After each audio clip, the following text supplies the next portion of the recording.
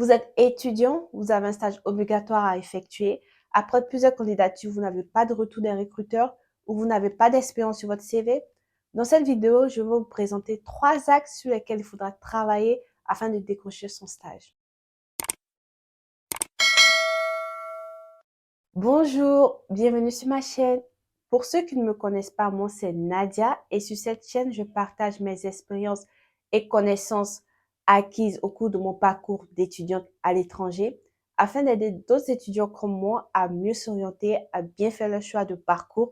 Mais surtout pour ceux qui aimeraient étudier à l'étranger, je vous partage mes conseils et astuces afin de pouvoir bien constituer son projet d'études à l'étranger. Donc, si tout ce que je partage t'intéresse, n'hésite pas à t'abonner, mais surtout à activer la cloche de notification afin d'être informé de la publication de nouvelles vidéos. Comme dit dans l'introduction, dans cette vidéo, je vais vous présenter 3 axes sur lesquels il faudra travailler afin de rapidement décrocher son stage. Le premier axe que je veux vous partager, c'est l'optimisation de sa recherche de stage. Pourquoi je vous parle d'optimisation? Il faut savoir que nous, les étudiants, moi y compris, on a tendance à postuler pour énormément de stages sur différentes plateformes. Mais le problème ici, c'est qu'on postule énormément pour des stages dont on n'est pas le candidat idéal.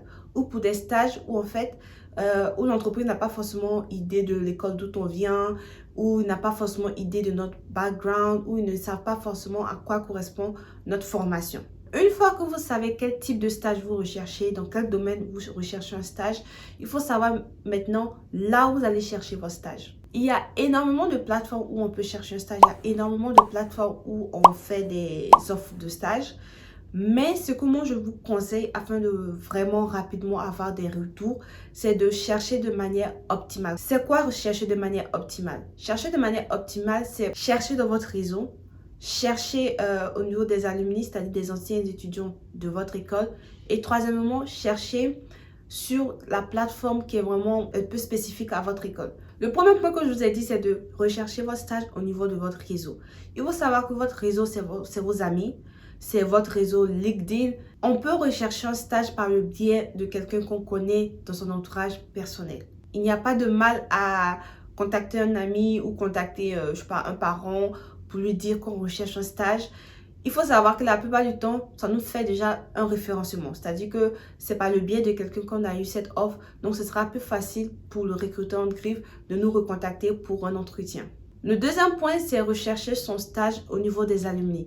Ça aussi, c'est quelque chose de très important. Soyez en contact avec les alumni, soyez en contact avec les gens qui ont été dans votre école. Et c'est bien de pouvoir ajouter ces alumni-là sur LinkedIn. Comme ça, le jour où vous recherchez un stage, ce sera très facile pour vous de les contacter parce que vous les avez déjà ajoutés sur LinkedIn. Le troisième point, comme je l'ai dit, c'est de postuler sur la plateforme de son école. Il faut savoir que la plupart des universités et des écoles de nos jours possèdent en fait un espace personnel où les entreprises partenaires viennent déposer des offres exclusives pour les étudiants de cette école.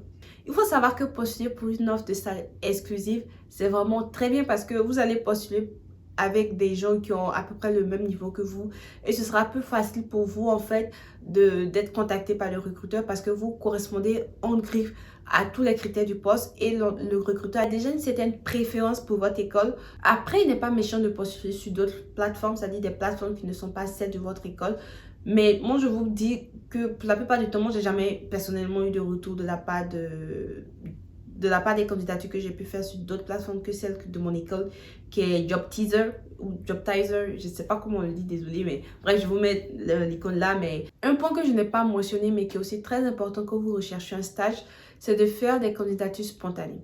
Qu'est-ce que c'est qu'une candidature spontanée? C'est le fait de présenter son CV ou de contacter un recruteur ou de partager son CV. Dans la candidature spontanée, il n'y a pas d'offre. C'est-à-dire que c'est vous qui venez au recruteur et vous présentez en fait votre profil et vous dites en quoi vous serez bénéfique à l'entreprise dans le cas d'un éventuel stage. Le deuxième point à travailler lorsqu'on veut rechercher un stage, c'est sa lettre de motivation et son CV. Il faut savoir que sa lettre de motivation et son CV représentent la première image que le recruteur aura de nous et ça va déterminer si le recruteur aura envie de nous recontacter ou pas. S'il vous plaît, ne faites pas des CV bateaux ou des lettres de motivation passe-partout lorsque vous postulez. Lorsque vous postulez, si vous donnez une lettre de motivation passe-partout, Le recruteur ne va pas voir que vous êtes particulièrement intéressé pour l'entreprise et il ne va pas forcément vous recontacter. C'est pour ça que je vous dis, mieux vaut optimiser sa recherche, de ce qu'on est peut-être 5-6 offres pour lesquelles on veut réellement postuler et pour lesquelles on représente le candidat idéal. Et une fois qu'on a ces 5 offres-là, en fait, on passe plus de temps à travailler sur notre CV et à travailler sur notre lettre de motivation afin de pouvoir postuler. Si vous prenez du temps à travailler tous ces documents-là et ensuite vous postulez, il y a plus de chances en fait que le recruteur vous recontacte. Par rapport au CV, il faut savoir que pour les différents, selon l'endroit où vous êtes, selon le pays où vous êtes, il sera important de mettre la photo ou pas. Si vous êtes en Europe, si vous êtes particulièrement en France ou si vous êtes dans un pays de l'Afrique francophone, il est vraiment recommandé de mettre une photo sur son CV. Par contre, si vous êtes en Amérique, c'est-à-dire si vous êtes aux États-Unis ou si vous êtes au Canada, il est très déconseillé de mettre sa photo sur son CV. Moi, personnellement, je n'aime pas mettre ma photo sur mon CV, mais je suis bien obligée de mettre ma photo sur mon CV quand je postule en France. Je n'aime pas mettre ma photo parce que souvent, ça peut vous porter préjudice, surtout si le recruteur il a déjà eu une mauvaise expérience avec quelqu'un qui est comme vous, si je peux dire, pas, surtout pour les personnes africaines ou des personnes arabes.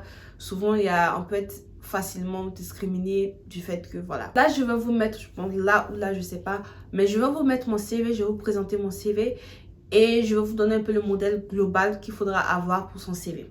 Pour le CV, moi, je pars vraiment sur des couleurs neutres, des couleurs comme du bleu, du blanc, les différents types de bleu bien sûr, du blanc, du noir ou du gris. Je vis tout ce qui est couleur flash parce que pour moi, ça ne représente pas forcément quelque chose de très professionnel. Après, tout dépend. Si vous êtes par exemple dans une école d'architecture ou si vous êtes dans une école de design, il sera peut-être très apprécié que vous ayez un CV vraiment très sophistiqué. Aussi, quand vous voulez partager votre expérience, n'oubliez pas de commencer par des verbes.